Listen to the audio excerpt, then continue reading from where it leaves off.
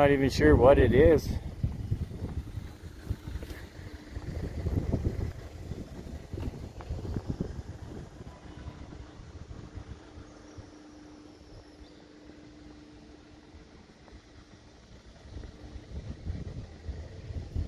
Whatever it is, it's got a 4-cylinder in the back. Wow, this is quite the getup, this one. I like it. Oh, they're using a front-wheel drive transmission. It's a front-wheel drive transmission with the engine turned sideways. Yeah, well, it's like a Razor and whatnot.